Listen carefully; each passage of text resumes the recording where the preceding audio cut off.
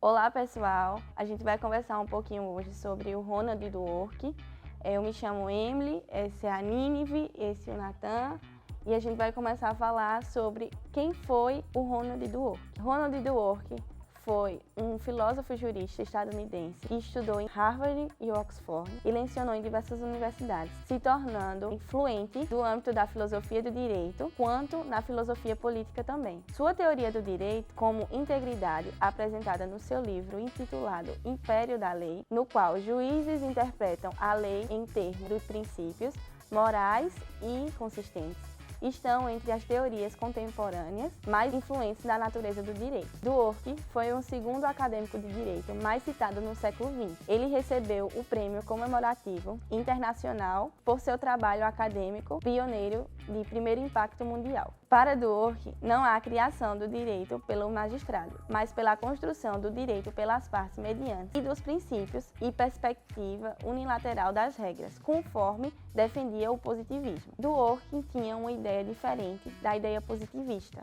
Portanto, ele sugere um novo modelo de regras, ao contrário do modelo positivista tal pensado como Hart. Ele explica sobre o que é ou não é direito. Para Dworkin, as relações entre os juízes, quanto se está em questão de mudança de uma regra, só pode ser realizada por dois caminhos. O primeiro, que o juiz considere que a mudança de uma regra favoreça algum princípio, como importância e peso suficiente. O segundo, que o juiz leve em considerações padrões importantes que se opõem a tal mudança. Dworkin também fala sobre a ideia do juiz Hércules. Ele fala que, se tem dois casos iguais com juízes diferentes que julgam de forma diferente, isso não significa que cada um foi discricionário. Significa que eles não têm todo o tempo do mundo e nem todo o conhecimento do mundo para buscar a resposta correta que o ordenamento dá. Então, essa resposta correta poderia estar implícita, isto é, muito difícil de encontrá-lo. Aí é que o Dworkin traz a ideia do juiz Hércules. O juiz Hércules é uma figura bastante conhecida na sua teoria. Ele faz um exercício mental que pressupõe, através de uma metáfora, a existência de um juízo hipotético ou imaginário, que ele dá o nome de Hércules. Esse juiz Hércules, ele teria todo o tempo do mundo e todo o conhecimento à sua disposição. Ele conseguiria extrair todo o ordenamento jurídico e sempre a resposta estará correta para um caso ou outro, ou seja, trazendo para o mundo presente onde os juízes pudessem ter todo o tempo possível e toda a informação existente. Eles sempre decidiriam o caso da mesma forma, de forma igual, trazendo a resposta correta do ordenamento. Portanto, mais uma vez em discricionalidade, decisão de um caso, basta que encontre a resposta que estava escondida dentro do ordenamento jurídico. E para isso, às vezes sim, às vezes não, é preciso de muito esforço. Às vezes não, porque a resposta é simples, mas sempre existe uma única resposta correta, que é dada pelo ordenamento jurídico, não apenas pelas regras, mas também pelo posicionamento dos seus princípios. Ronald Dworkin, ele foi um filósofo do direito em que desenvolveu uma teoria chamada Teoria do Direito como Integridade. Essa teoria, ela enfoca a ideia de que o direito ele deve ser visto como um sistema coerente de princípios e regras, que busca alcançar a integridade moral e política. O autor, ele acreditava que o direito ele não pode ser entendido apenas como um conjunto de regras fixas e objetivas, mas sim como um sistema interpretativo que leva em consideração os valores e princípios fundamentais de uma sociedade. Ele argumentava que os princípios morais e políticos devem desempenhar um papel central de interpretação e aplicação do direito. Dentre os princípios defendidos pelo filósofo, destacam-se os princípios de consideração e respeito, que todos os indivíduos eles devem ser tratados com consideração e respeito perante a lei, sem discriminação arbitrária. E também os princípios da integridade. O direito ele deve buscar a integridade moral e política, garantindo a coerência interna entre os princípios e regras que compõem. No princípio 3, ele fala da interpretação construtiva. Os princípios e regras do direito devem ser interpretados de forma construtiva, levando em consideração o contexto social, histórico e político em que são aplicados. O filósofo também enfatiza a importância dos direitos fundamentais e da proteção dos direitos individuais, como elementos essenciais para a preservação da liberdade e dignidade humana. Ele argumentava que o direito deve buscar promover o bem-estar e a igualdade de oportunidades para todos os membros da sociedade. Além disso, o filósofo ele também criticava a ideia de que os juízes eles devem se limitar e aplicar as regras existentes de forma mecânica. Ele defendia que os juízes ele têm a responsabilidade de interpretar o direito de maneira em que busca a justiça e a coerência com os princípios fundamentais. Em resumo, os princípios e regras de Ronald baseiam-se na ideia de que o direito ele deve ser interpretado de forma que promova a integridade moral e política, levando em consideração os valores fundamentais da sociedade.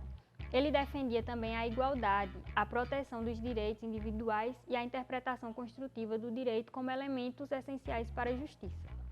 Vamos falar um pouquinho a respeito de princípios e política. A gente já falou com a Nínive um pouquinho sobre princípios e regras, a gente vai falar um pouquinho sobre princípios e políticas estabelecidos por Dworkin. Dentro da política, ele vai tentar estabelecer um tipo padrão. O objetivo é ser alcançado algum tipo de melhoria ali dentro da comunidade. Princípio vai ser mais um padrão que ele deve ser observado, não porque vai promover ou assegurar uma situação econômica, política ou social considerada desejável, mas porque é uma exigência de justiça ou equidade ou alguma outra dimensão de moralidade. Dworkin, dentro das suas concepções políticas e também dos princípios, ele traz como exemplo com relação à política um argumento político de que estabelece a diminuição de acidentes automobilísticos, porque isso vai trazer uma transformação, uma melhoria em toda a sociedade, né? Porque ali ele vai trazer como consequência